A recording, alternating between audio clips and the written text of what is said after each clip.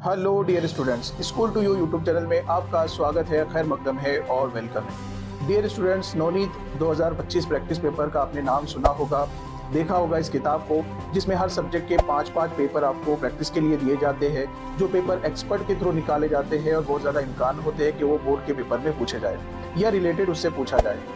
आज का ये वीडियो आपके लिए बहुत इंपॉर्टेंट होने वाला है, क्योंकि हम इस वीडियो के अंदर पूरे ग्रामर को इकट्ठा करके उसकी प्रैक्टिस करने वाले हैं। नवनीत के 5 पेपर है, उसमें जितना सारा ग्रामर पूछा गया है हमने उसको इकट्ठा किया है और इस 30 मिनट के अंदर 5 पेपर की प्रैक्टिस आपकी इजीली हो जाएगी ग्रामर की। अब उस किताब को लेना, उस किताब के जवाबात को देखना, सवालात को पढ़ना, इसमें आपका काफ़ी टाइम जा सकता है। हमने कोशिश किया है कि ये 5 पेपर सिर्फ 30 से 35 मिनट में उसका ग्रामर आपका रिवाइज हो जाए और बहुत ज़्यादा इम्कान होगा कि आपका ग्रामर जो है तो पूरा रिवाइज हो जाए। डियर स्टूडेंट्स, ये वीडियो इतना 30 मिनट्स का लंबा होने के चांसेस है। आप इसको प्लेबैक करके देख सकते हैं, स्पीड और कम करके देख सकते हैं। कभी कभी वीडियो की क्वालिटी लोअर हो जाती है तो आपके नेटवर्क का प्रॉब्लम होता है, तो आप उसकी जो सेटिंग में जाकर 1080 अगर रिजोल्यूशन कर देंगे तो आपको वीडियो क्लियर दिखाई देगा। ठीक है, तो मुझे उम्मीद है कि आप इस वीडियो में बने रहेंगे, पूरा वीडियो देखेंगे ताकि पूरे 5 प्रैक्टिस पेपर में कौन सा ग्रामर पूछा गया है रिलेटेड आपको बैक वक्त समझ में आ जाएगा।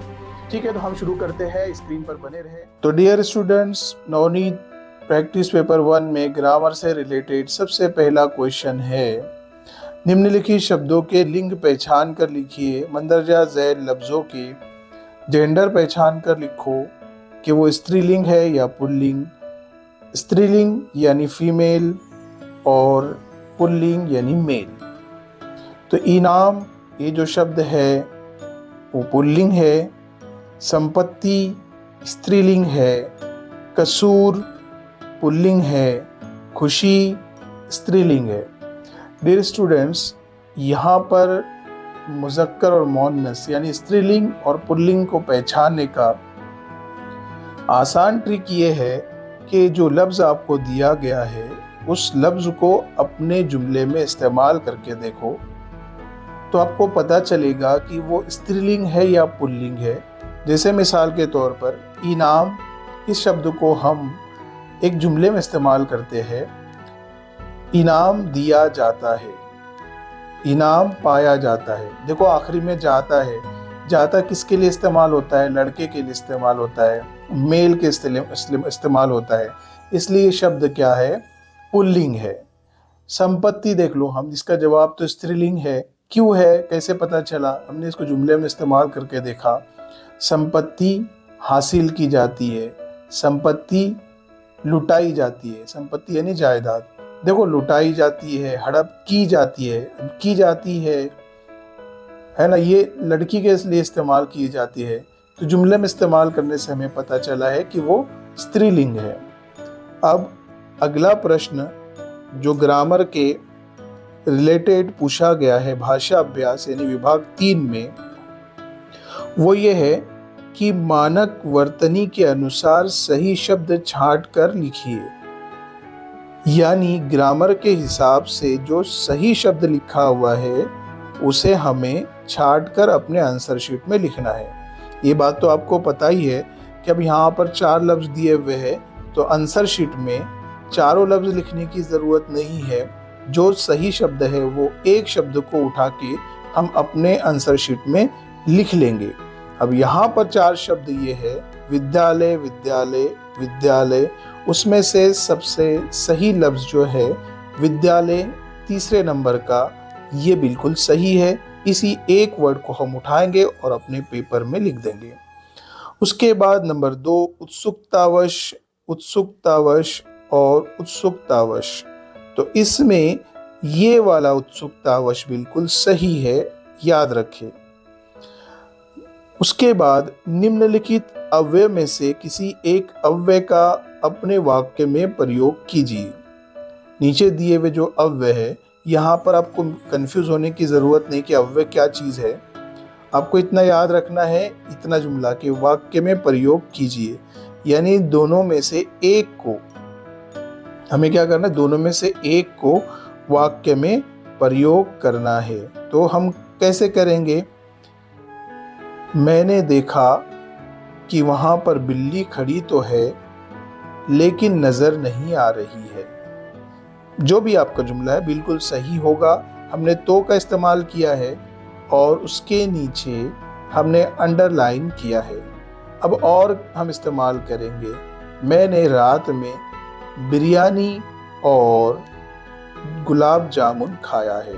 हमने और का इस्तेमाल किया है, उसके नीचे अंडरलाइन करेंगे। उसके बाद संधि के ताल्लुक से प्रश्न पूछा हुआ है इस प्रकार से, ये संधि शब्द होता है। संधि विच्छेद यानी इस शब्द के हमें टुकड़े करना होता है, विच्छेद यानी टुकड़े करना, और संधि भेद, भेद यानी किस्में, कि उसकी कौन सी किस्म है वो पहचानना है। ठीक है ना, स्वर संधि, व्यंजन संधि और विसर्ग संधि, ये 3 भेद है, 3 में से एक पहचानना होता है। तो सबसे पहले हम दिगंबर को किस तरह से करेंगे टुकड़े। देखो, स्वर जो संधि के क्वेश्चंस है ना, बहुत लिमिटेड है। जितने सारे आपको नवनीत में, डाइजेस्ट में और 21 में दिखाई देते हैं ना, उतना ही आप स्टडी करो। अलग से आपको स्टडी करने की ज़रूरत नहीं है, इसी में से अक्सर पूछा जाता है। इसके रूल बहुत वास्ट है, मैं जानता हूँ, लेकिन मैं सजेस्ट करूँगा कि आप डाइजेस्ट टेक्स्ट बुक, आपके टीचर ने जो लिखाया हुआ है वो, और नवनीत में जितने सारे संधि के शब्द आए हुए हैं उन्हीं की स्टडी करो। ज़्यादा पढ़ने की आपको ज़रूरत नहीं है, उसी में से इंशाल्लाह पूछा जाएगा। तो इस तरह के टुकड़े होंगे, दिक, अंबर, ग का यहाँ पर दिक हो गया, क हो गया। और जो ये संधि भेद है ये व्यंजन संधि है, क्योंकि यहाँ पर क आया है और यहाँ पर अ आया है, व्यंजन संधि हुआ। अथवा यानी या, दोनों में से एक करना होता है, लेकिन संधि में याद रखना कि आप दोनों कर लेवे, ताकि एक गलत आ जाए तो एक सही हो जाए।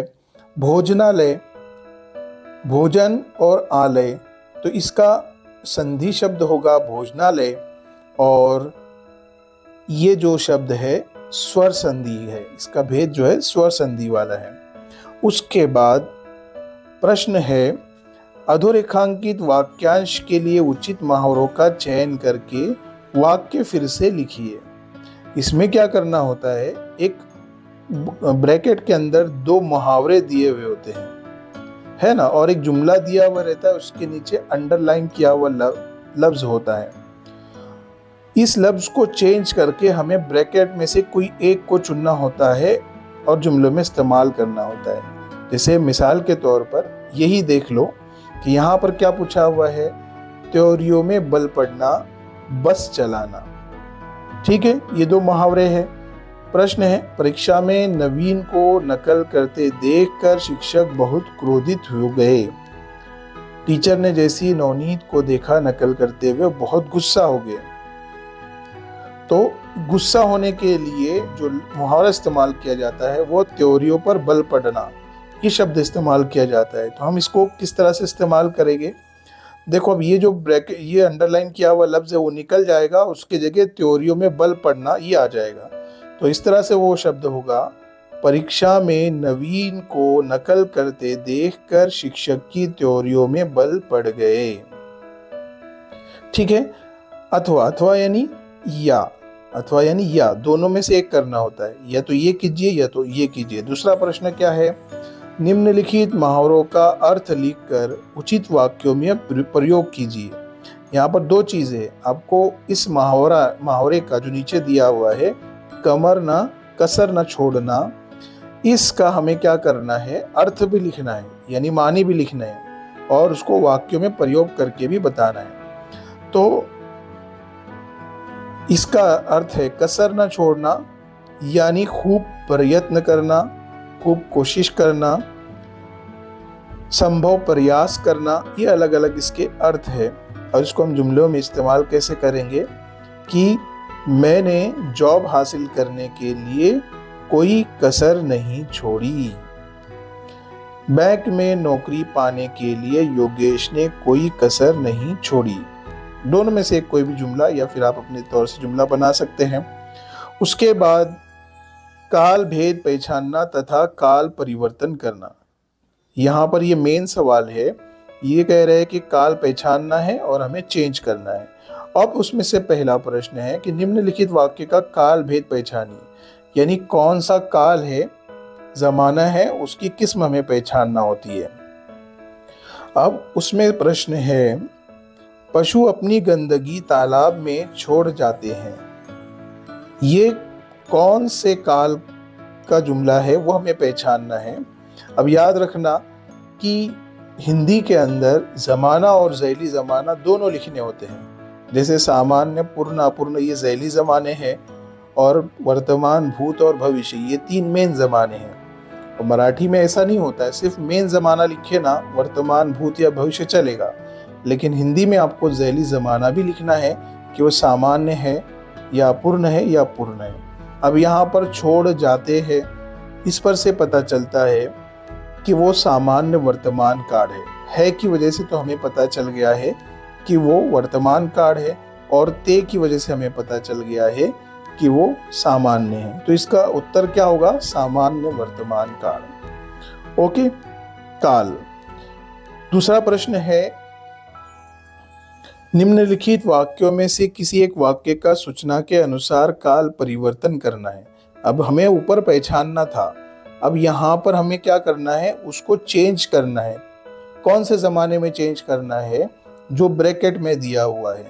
जैसे पढ़ते पढ़ते उसकी आंखों में आंसू आ गए, ये वाक्य है और उसके आगे क्या लिखा हुआ है? सामान्य वर्तमान काल। यानी हमें सामान्य वर्तमान काल में बदलना है। अब कैसे बदलेंगे हम? अब जब आंसर लिखेंगे ना, तो ये लिखने की जरूरत नहीं है आपको सामान्य वर्तमान काल, बल्कि हम कैसे लिखेंगे? पढ़ते पढ़ते उसकी आंखों में आंसू आ जाते हैं, आ जाते हैं। ठीक है, ये लिखने की जरूरत नहीं, हमने उत्तर लिखा है। वे पास के कमरे में बैठे हैं, इसे अपूर्ण वर्तमान काल में चेंज करना है।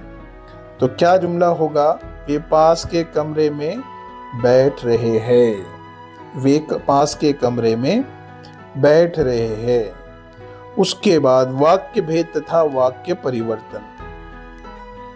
जो जुमले है उसकी किस्में पहचानना होती है और उसको तब्दील करना होता है। पहला प्रश्न है, निम्नलिखित वाक्य का रचना के आधार पर भेद पहचान कर लिखिए। यहाँ पर क्लियर कट बोलता है आपको कि वो जो वाक्य के भेद है, आपको पता है ना वाक्य के 2 तरह के भेद हैं, एक रचना के आधार पर और एक अर्थ के आधार पर। रचना के आधार पर 3 है, तो यहाँ पर आपको क्लियर कट बोलता है कि रचना के आधार पर हमको भेद बताओ कि जुमले का भेद कौन सा है रचना के आधार पर।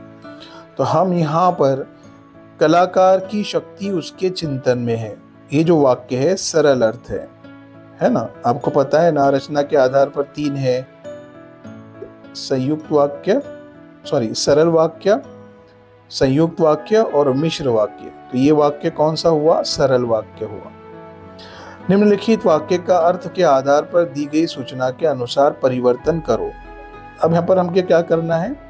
चेंज करना है, उसको तब्दील करना है। परिवर्तन यानी बदलना। उसे रहने को सरकारी क्वार्टर मिला है, इसे प्रश्नवाचक बनाना है।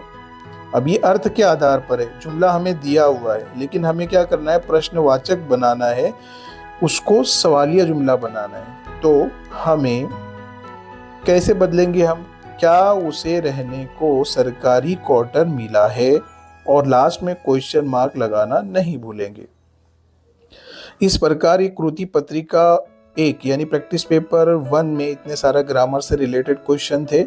अब हम प्रैक्टिस पेपर 2, नवनीत का प्रैक्टिस पेपर 2 में हम जाएंगे कि इसमें कौन से रिलेटेड क्वेश्चन है ग्रामर के। डियर स्टूडेंट्स, कृति नंबर 2 में सबसे पहला ग्रामर से रिलेटेड जो प्रश्न है वो इस प्रकार है, शब्द युग्म ढूंढ कर लिखिए। यानी अब इसके लिए आपको तो पैराग्राफ लगेगा, लेकिन इतना याद रखिए, शब्द युग्म को पहचानने का आसान तरीका ये है कि इनके दरमियान में हाइफन होता है, यानी डैश होता है। जैसे पढ़ते पढ़ते, बार बार, छोटी छोटी, एक एक, इनके दरमियान में क्या है? हाइफन लगा हुआ है, डैश लगा हुआ है। बस पैराग्राफ में से ऐसे लफ्ज़ को उठाना है और यहाँ लिख देना है। उसके बाद जो दूसरा प्रश्न है कि परिच्छेद में प्रयुक्त प्रत्यय युक्त शब्द ढूंढकर मूल शब्द और प्रत्यय अलग करके लिखिए। यानी एक ही प्रश्न में 2 प्रश्न हैं, हमको क्या करना है, ऐसे लफ्ज़ जो प्रत्यय युक्त हो, यानी ऑलरेडी जिसमें साबका लगा हुआ है, और उनको तलाश करके लिखना है, और उसमें से मूल शब्द और प्रत्यय यानी असल लफ्ज़ और साबका यानी सफिक्स अलग करके लिखना है। जैसे अब इसमें एक लफ्ज़ है चित्रित, तो इसमें मूल शब्द क्या है, चित्र है, और इसमें साबका यानी सफिक्स यानी प्रत्यय क्या है, ईत है। ऐसा हुआ चित्रित। दूसरा है अंतहीन। अब इसमें मूल शब्द क्या है, अंत है, और प्रत्यय यानी सफिक्स क्या है, हीन है। गरीबी, इसमें गरीब क्या है, मूल शब्द है, और ई जो है वो प्रत्यय है यानी साबका है। व्यक्तित्व यानी इसमें हमें मूल शब्द है व्यक्ति, और इसमें प्रत्ययत्व। इस प्रकार अब इसी पेपर के अंदर जो भाषा अभ्यास है उसके अंदर हमें सबसे पहले पहचानना है कि इसमें से सही शब्द कौन सा है, कुंडल। तो इसमें से सही शब्द जो है वो दूसरे नंबर का है कुंडल। ठीक है। दूसरा शब्द है त्रिशूल। इसमें से सही शब्द है त्रिशूल। इस शब्द को उठाकर अपने आंसर शीट में लिख देना है। उसके बाद वाक्य में प्रयोग कीजिए। मैं इसलिए बता रहा हूँ कि बाकी के टेंशन नहीं लेना कि ये अव्यय क्या चीज़ है, बस इतना समझ लेना है कि भाई किसी एक का हमें क्या करना है, वाक्य में प्रयोग करना है। अब यहाँ पर हम दोनों कर लेंगे।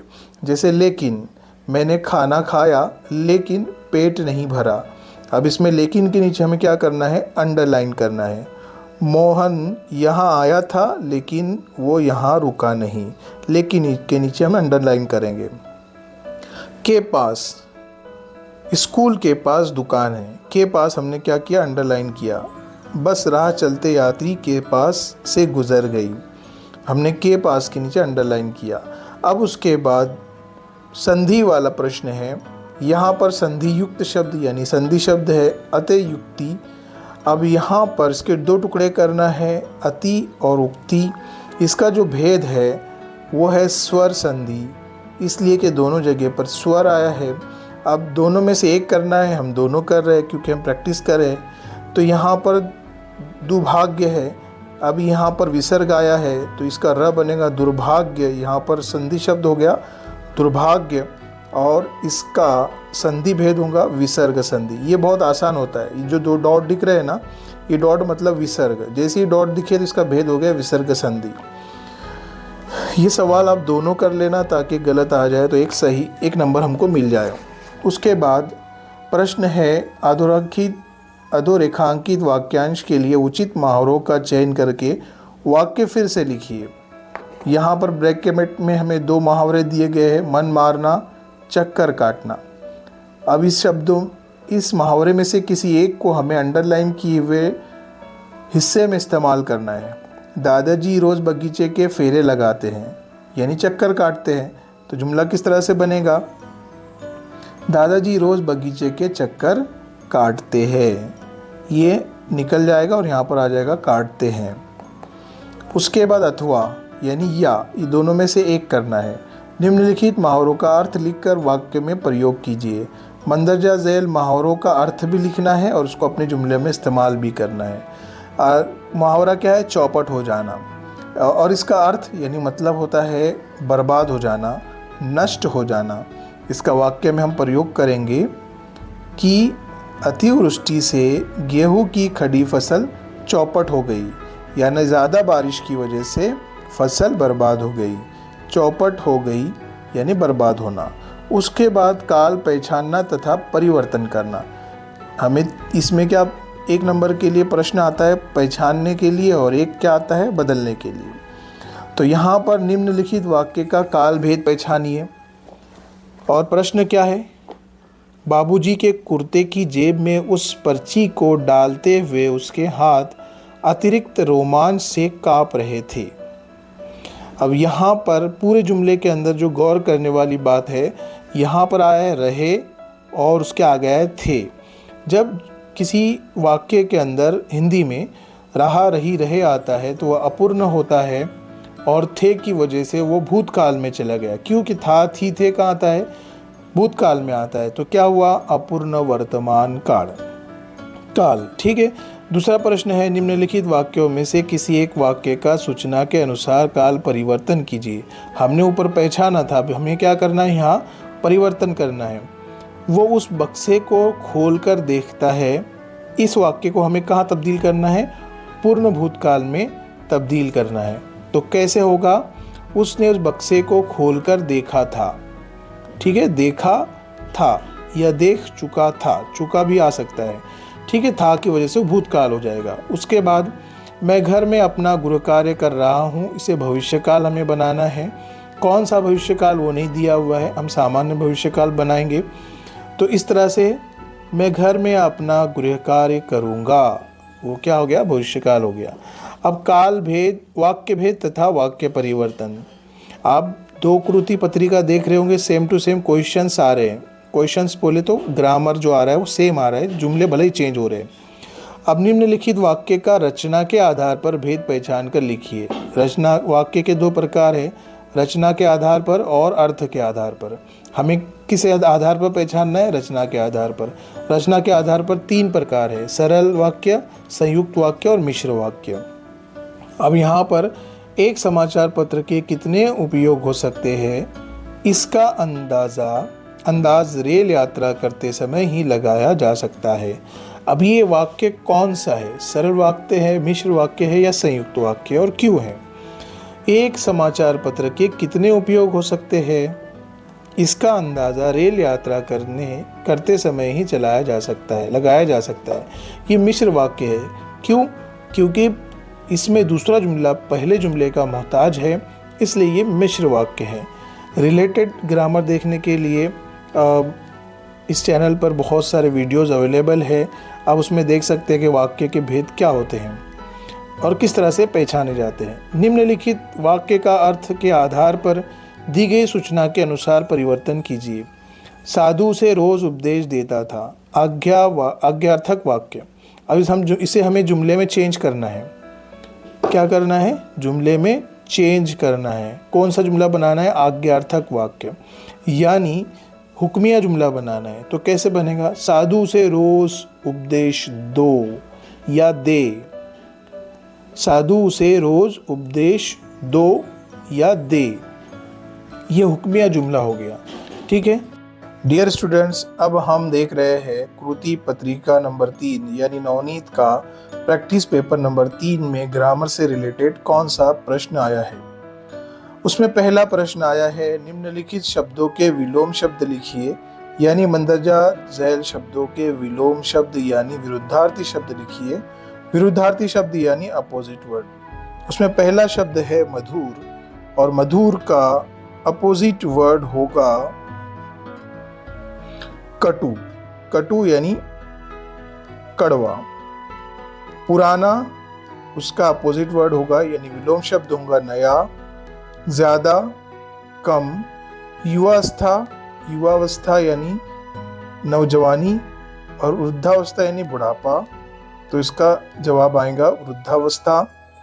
उसके बाद निम्नलिखित शब्दों के विलोम शब्द लिखिए। इसके भी हमें विलोम शब्द लिखना है। मुश्किल का हो जाएगा आसान, और दोस्त का हो जाएगा दुश्मन। उसके बाद गद्यांश में प्रयुक्त शब्द युग्म लिखिए। इससे पहले हमने देखा है शब्द युग्म किसे कहते हैं, जिसके दरमियान में डैश होता है उसे शब्द युग्म कहते हैं, जैसे धीरे धीरे और आसपास। ये आपको पैराग्राफ में ही मिलेगी। अब कृति पत्रिका नंबर 3 में भाषा अभ्यास यानी ग्रामर में सबसे पहला प्रश्न वही मानक वर्तनी के अनुसार सही शब्द छाट कर लिखिए।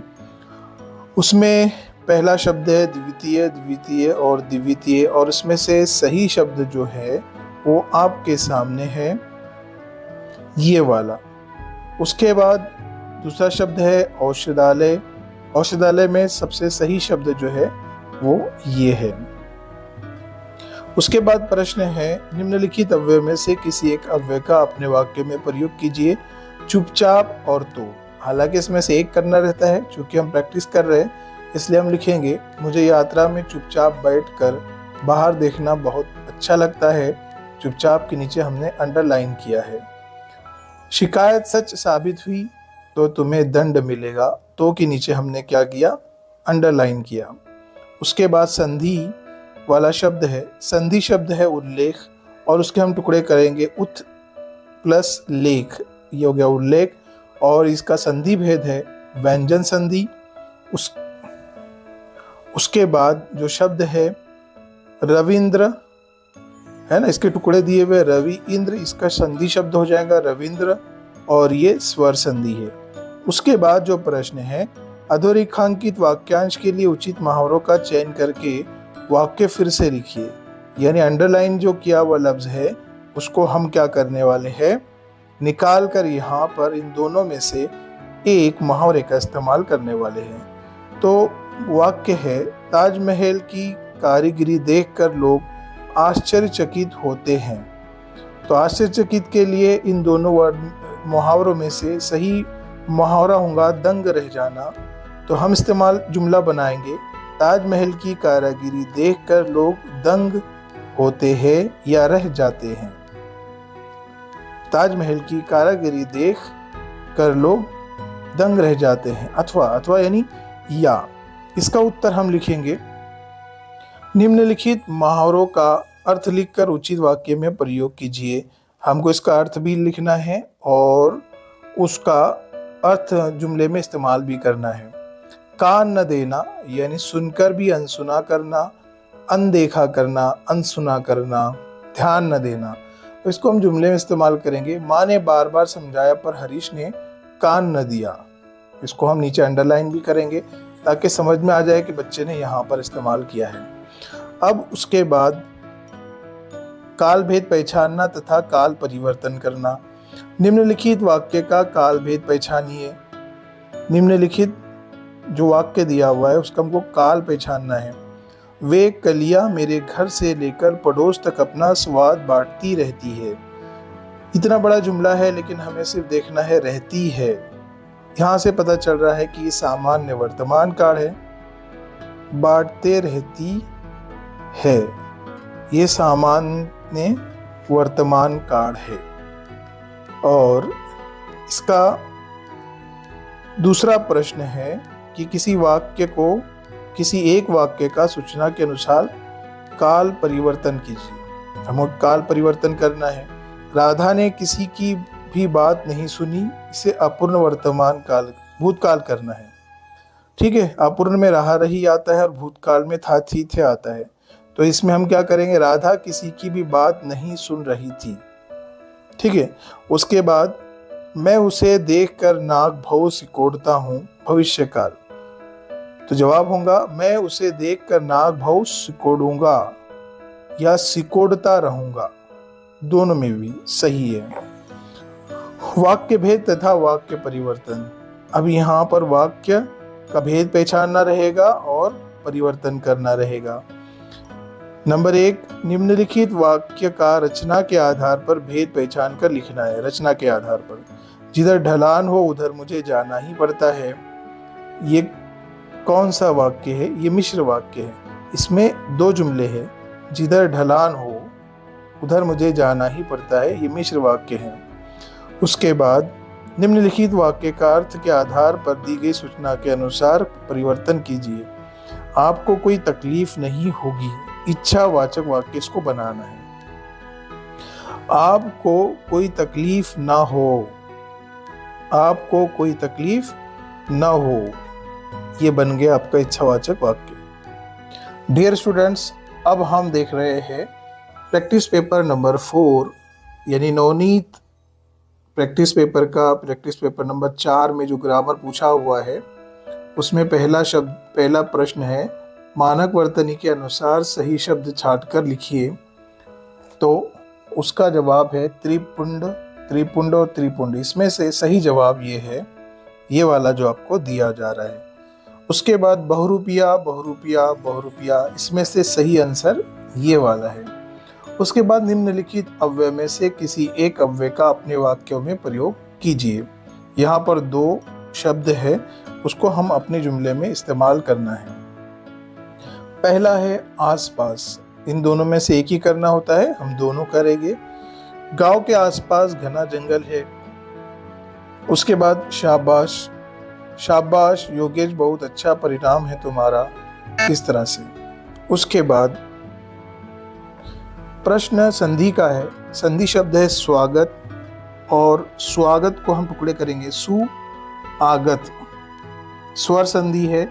उसके बाद अंत रंग है, तो इसको हम संधि शब्द लिखेंगे अंतरंग, और इसका भेद है विसर्ग संधि। उसके बाद सामने से अधोरेखित वाक्यांश के लिए उचित मुहावरों का चयन करके वाक्य फिर से लिखिए। यहाँ पर 2 मुहावरे दिए हुए हैं, इसका इस्तेमाल अंडरलाइन की हुई जगह पर हमें करना है। सामने से बिगड़ैल सांड को आते हुए देखकर राही बुरी तरह से डर गया।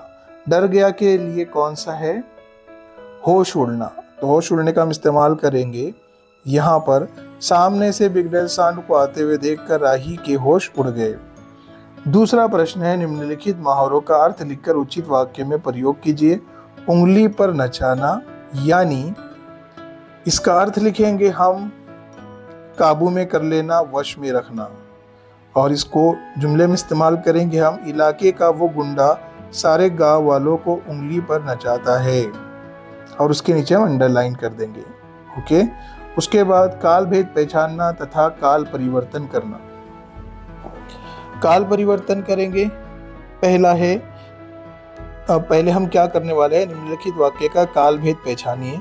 काल भेद पहचानना है। एक दिन एक आदमी ने तो कमाल कर दिया। इसका काल भेद कौन सा है?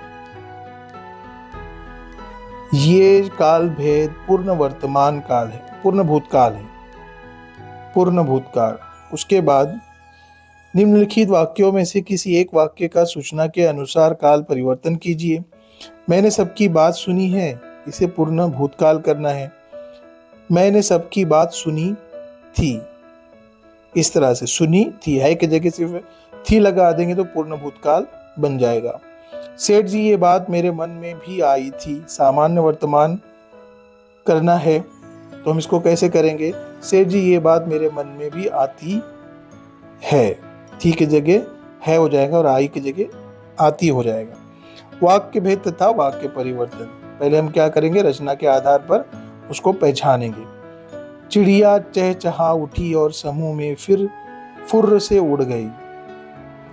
ये सरल वाक्य है, सॉरी इसमें और आया है, 2 जुमले हो गए, इसलिए ये संयुक्त वाक्य हुआ। चिड़िया चहचहा उठी और समूह में फुर्र से उड़ गई। तथा और या इस तरह के शब्द जब आते हैं तो वो संयुक्त वाक्य होता है। निम्नलिखित वाक्य का अर्थ के आधार पर दी गई सूचना के अनुसार परिवर्तन कीजिए। मुझे बस से यात्रा नहीं करनी है। विधानार्थक वाक्य, इसको बयानिया जुमला बनाना है। तो मुझे बस से यात्रा करनी है, नहीं हट जाएगा और उसमें है लग जाएगा, तो हो जाएगा मुझे बस से यात्रा करनी है। ये विधानार्थक वाक्य हो जाएगा। उसके बाद अब हम हैं कृति पत्रिका नंबर 5 में। इसमें सबसे पहला क्वेश्चन पूछा हुआ है, जो ग्रामर पूछा हुआ है उसमें सबसे पहले वही मानक वर्तनी के अनुसार सही शब्द छाट कर लिखिए। इसमें यद्यपि है, तो इस चारों में से जो सही जुमला है वो ये है, सही शब्द ये है। निश्चल, उसमें से ये सही है। उसके बाद निम्नलिखित अव्यय में से किसी एक अव्यय का अपने वाक्य में प्रयोग कीजिए। अंदर, अब अंदर का हम कैसे इस्तेमाल करेंगे, याद रखना, जब भी आप करेंगे तो उसके नीचे अंडरलाइन करना। आप आराम से अंदर बैठिए। उसके बाद की तरह, बहरूपिया हूबहू सच्चे साधु की तरह लग रहा था। उसके बाद संधि शब्द है सन्नारी, सन्नारी के हम टुकड़े करेंगे सत और नारी, ये व्यंजन संधि है। उसके बाद निधन, तो निर्धन, और निर्धन की जो संधि भेद है वह है विसर्ग संधि, क्योंकि इसमें विसर्ग आया है। जब भी ये डॉट आ जाते हैं तो ये विसर्ग है और इसका हमेशा संधि भेद विसर्ग संधि होता है, जिसको इस तरह से लिखा जाता है। अधोरेखांकित वाक्यांश के लिए उचित मुहावरों का चयन करके वाक्य फिर से लिखिए। जड़ काटना, जान पर खेलना, ये 2 मुहावरे हमें दिए हुए हैं और हमें अंडरलाइन की जगह पर इस्तेमाल करना है। वाक्य क्या दिया हुआ है, लड़के को दुर्घटना से बचाने के लिए नलीन ने खतरा मोल ले लिया है।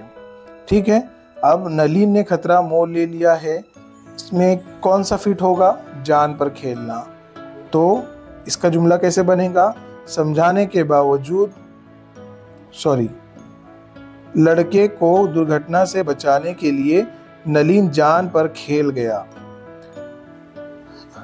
डियर स्टूडेंट्स, अगर मैं थोड़ा स्पीड्स में पढ़ रहा हूँ तो उसमें रीज़न ये है कि 5 पैराग्राफ 5 पेपर का हमें रिवीजन करना है, तो मैं थोड़ा स्पीडली जा रहा हूँ। अगर आपको नहीं समझ में आ रहा है तो इसको प्लेबैक करके आप देख सकते हो, और हो सकता है वीडियो की क्वालिटी अगर आपको कम नज़र आ रही हो तो उसको सेटिंग में जाकर 420 या 1080 कर दीजिए, तो आपका वीडियो क्लियर हो जाएगा। वो यहाँ से प्रॉब्लम नहीं है, वो आपकी तरफ से प्रॉब्लम आता है नेटवर्क की वजह से। अगर वीडियो आपको क्लियर नहीं दिख रहा है इसका मतलब ये है कि आपका नेटवर्क स्लो है। ठीक है, और अगर आप को नहीं समझ में आया तो उसको प्लेबैक करके आप देख सकते हैं कि ये नहीं समझ में आया तो हम क्या करेंगे, थोड़ा बैक करो फिर प्ले करके उसको समझ लो। उसके बाद निम्नलिखित मुहावरों का अर्थ लिखकर वाक्य में प्रयोग कीजिए। आग बबूला होना, आग बबूला हो जाना, इसका अर्थ लिखेंगे बहुत ज़्यादा गुस्सा हो जाना। उसको इस्तेमाल करेंगे कि समझाने के बावजूद बार बार गलती करने पर सेठ जी नौकर पर आग बबूला हो गए। अब यहाँ पर उसके बाद प्रश्न है काल परिवर्तन करना और पहचानना। उसमें हम सबसे पहले क्या करेंगे? काल भेद पहचानना होता है। मुझे भागते वृक्षों का साथ निभाने में बड़ा मजा आता है, यह सामान्य वर्तमान काल। उसके बाद निम्नलिखित वाक्यों में से किसी एक का सूचना के आधार पर काल परिवर्तन करो। अब हम क्या करेंगे? काल परिवर्तन करेंगे, चेंज करेंगे। धीरे धीरे तुम्हारे फलों में मिठास आएंगी। कौन से इसमें तब्दील करना है? सामान्य भूतकाल में तब्दील करना है, तो हम लिखेंगे धीरे धीरे तुम्हारे फलों में मिठास आती थी।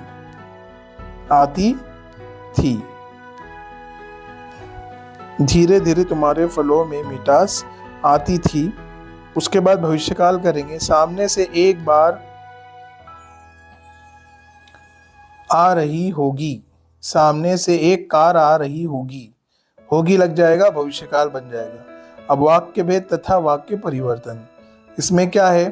पहले गांव में स्त्रियां की दशा ठीक नहीं है, ये कौन सा वाक्य है? मुझे लगता है ये सरल वाक्य है, बिल्कुल सही है। निम्नलिखित वाक्य का अर्थ के आधार पर दी गई सूचना के अनुसार परिवर्तन कीजिए। और ठीक है, मुकदमे की कार्रवाई शुरू करें। निषेधार्थक वाक्य बनाना है, यानी मनफी इनकारिया जुमला बनाना है। ठीक है, मुकदमे की कार्रवाई बंद ना करें, है ना, इस तरह से शुरू होगा। इस तरह से निषेधार्थक वाक्य बन जाएगा, इसमें नहीं आ जाएगा और शुरू का अपोजिट हो जाएगा बंद, इस तरह से नहीं। डियर स्टूडेंट्स, मुझे उम्मीद है कि आपको ये वीडियो पसंद आया होगा। मैंने कोशिश किया कि नवनीत 2025 के 5 पेपर के अंदर जितना सारा ग्रामर पूछा हुआ है मैं उसको कवर करूं। अगर आपको ये वीडियो पसंद आया होगा तो ज़रूर लाइक कीजिए। इंशाल्लाह हम अगले वीडियो में देखेंगे गद्य विभाग और पद्य विभाग। यदि अभी तक आपने हमारे school to you YouTube channel को सब्सक्राइब नहीं किया तो सब्सक्राइब कर लें, बेल आइकन को क्लिक कर लें ताकि आपको नए वीडियो की अपडेट मिल सके, और वीडियो को लाइक करना ना भूलें।